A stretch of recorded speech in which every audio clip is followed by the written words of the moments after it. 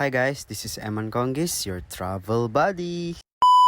Majestic chocolate hills, rare tarsiers, at refreshing man-made forest sa Bohol. Ano? Tara! Sobrang nag-enjoy tayo sa unang video sa paghahanap ng mga kuweba dito sa Bohol, katulad ng Cabagno at Convento Cave Pool. Sa pagpapatuloy ng Bohol Vlog, ngayon samahan nyo ako sa isang paglalakbay papunta sa isa sa pinakasikat na likas na yaman ng Pilipinas, ang Chocolate Hills. Mararamdaman mong mas malapit ka na sa destinasyon mo kapag natatanaw mo na ang mga burol habang nasa biyahe. Matapos ang isang oras na biyahe, narating na natin buddy ang Chocolate Hills Complex. Mayroong registration bago pumunta ng Hills. Magbabayad ng 100 pesos para sa van service, round trip na yun. Para naman hindi mahirapan sa pag-akyat sa hill dahil mataas at nakakapagod maglakad. Ramdam ng excitement habang una nating natatanaw ang mga kakaibang burol na ito. Pagtapos ng ilang minuto, mararating na ang Chocolate Hills. Second time ko na to buddy, pumunta lang ulit ako para ipakita sa'yo ang actual na itsura nito. Gandang ganda pa din ako ganda. Mahigit 1,200 burol ang matatagpuan dito na kumakalat sa 50 square kilometers. Tuwing summer, nagiging kulay chocolate ang mga burol na ito kaya tinawag na Chocolate Hills. Sa ngayon, sila ay nababalutan ng mga green grass. Mukhang higanting Hershey's Kisses, no? Ayon sa alamat, nabuo ang Chocolate Hills mula sa mga luha ng higanting si Arogo na nagluksa sa pagkamatay ng kanyang minamahal. Aww. Pero ayon sa science, nabuo ang mga burol na ito mula sa limestones na binuo ng erosion. Bukod sa sightseeing, maraming activities ang pwedeng gawin dito. Pwede kang mag-ATV ride sa paligid ng mga burol, maglakad paakyat sa higit 200 step papunta sa viewing deck. O simpleng mag-enjoy sa pagkuha ng mga litrato sa kakaibang tanawin na ito. At nagpa-picture na nga ako dyan, buddy.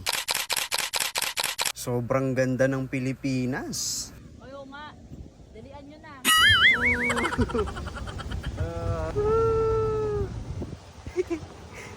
Kaya naman, huwag niyong palampasin ang Chocolate Hills pag pumunta kayo dito sa Bohol.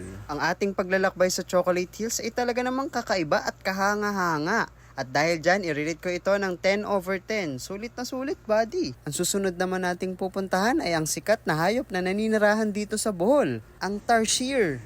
Mula dito sa Chocolate Hills, mayroong 29 kilometers papunta sa Tarsier area. Napaka-relaxing ng biyahe dahil napapalibutan tayo ng nature. Di ka maiinip, buddy. Pagkarating natin, mayroong 170 pesos na entrance fee. Makikita agad natin ang iba't ibang information tungkol sa mga tarsier. Alam nyo ba na ang tarsier ay isa sa pinakamalit na primate sa buong mundo? Sila rin ay nocturnal. Ibig sabihin, mas aktibo sila sa gabi. Parang ikaw, buddy.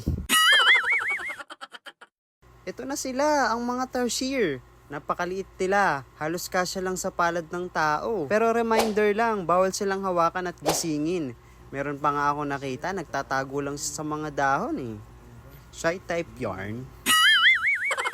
Ang kanilang malalaking mata ay nakakatulong sa kanilang makakita sa dilim.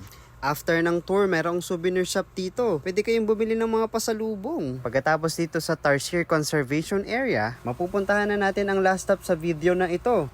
Ang man-made forest dito sa Bilar, Bohol. At nandito agad tayo, buddy, after 5 minutes. Pagpasok pa lang sa man-made forest, mararamdaman mo na agad ang lamig at presko ng hangin. Napakaganda ng puno dito, para kang nasa fairy tale forest. Ang man-made forest ay kilala sa 2-kilometer stretch ng mahogany trees na itinanim noong 1960s bilang bahagi ng isang reforestation project.